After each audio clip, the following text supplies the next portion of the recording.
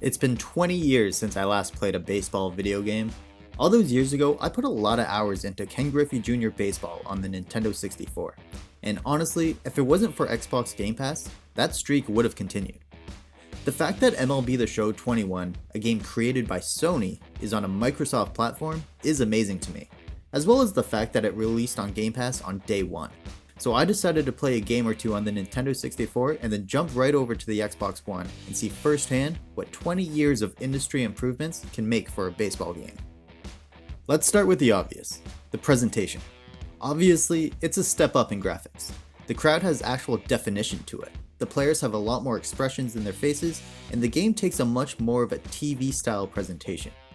The menu layout is simple, clean, and easy to navigate. Most of the modes have a simple description for each one, however the main four don't have any, and I found that really weird. As someone who doesn't regularly play sports games anymore, I had to enter each one just to figure out which mode was which. The broadcaster voices are crisp and the game sound effects are great. The issue is whenever the field level reporter shows up, the frames drop tremendously. I had the voice stop talking for a good 3 seconds before the character's mouth stopped moving. It was really bad to watch. While 99% of everything presentation-wise is upgraded from the N64 era, the biggest boost is the upgrade in TV-style presentation, and it's a welcome advancement.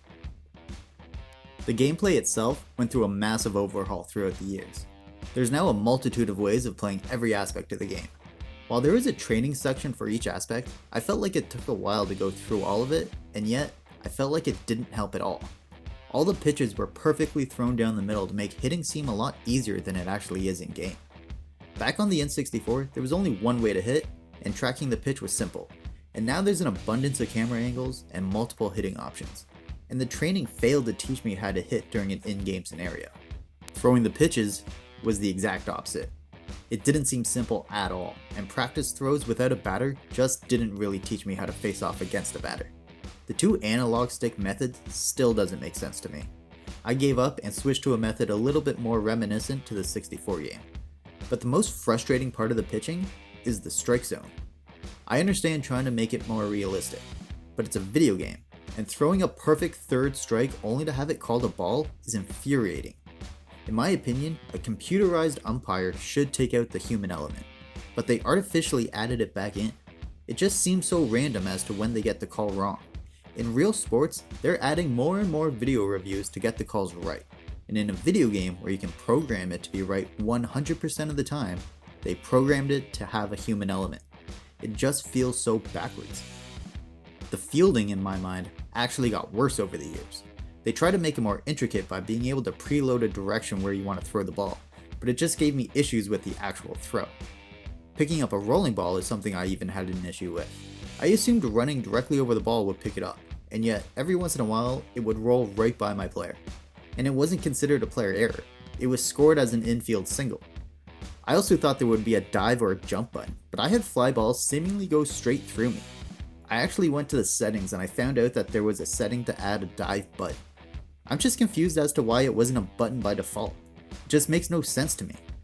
Honestly, maybe there was just too many settings to try and figure out, but after a few games, I thought the gameplay was complex for the sake of saying there was advancements, but they didn't actually enhance the experience at all.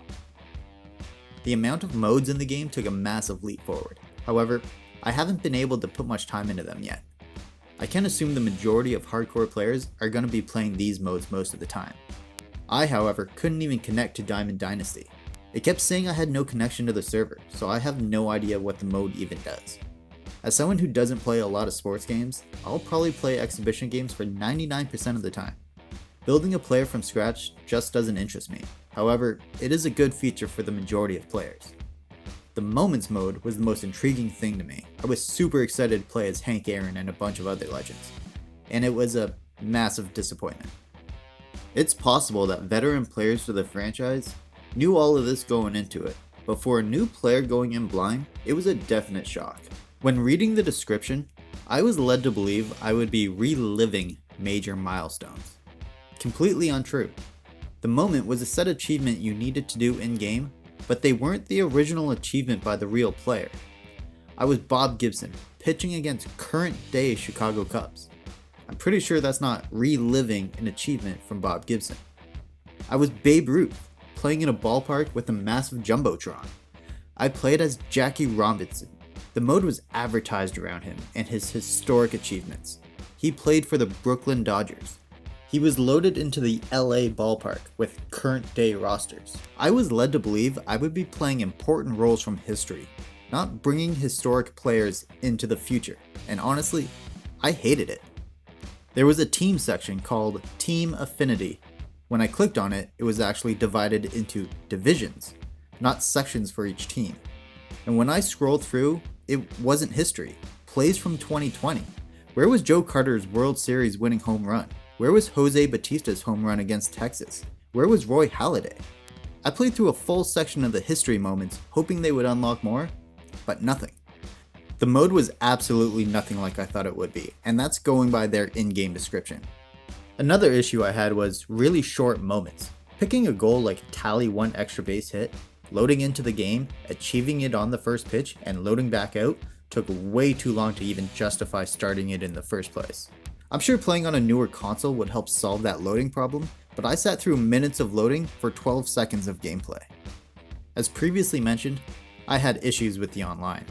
It barely worked. Even when it did and the main banner would load, it would lose connection whenever I tried to use certain modes.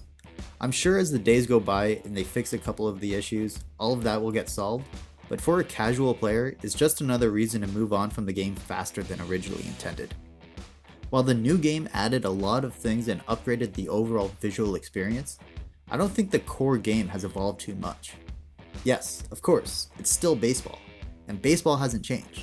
But the in-game hitting and pitching mechanics, while new and creative, I don't think actually make the aspect of playing the game any better. While, yes, there are more modes, and for people who buy the new release every year, there's probably some tweaks which are amazing, but to the casual player, to the person who's going to play one game every month, none of that matters. The excitement to relive moments from the past, to have them as such a short experience, and to barely have your favorite team featured, stops the mode from having anything compelling to it. For someone playing their first baseball game in 20 years, it's honestly a letdown. I'm just glad I could try it with Game Pass, and maybe in 2 months I'll reinstall it and play a game or two and then move on again. But if all I want is an exhibition game against the computer, I may as well just play Ken Griffey Jr Baseball for the Nintendo 64. The pick up and play nature of MLB The Show 21 is pretty bad, honestly. If you're not a hardcore baseball fan, or if you know you're not going to spend 5 months building a character and playing through the ranks, then this game probably isn't for you. I know it's not for me. I hope you enjoyed the video. Be sure to click the thumbs up before you leave, and remember to share this video with your friends. If you're new here, please consider subscribing for more video game related content. And let me know down in the comments if you regularly play baseball games, or have you moved on from them like I have. Thanks for watching.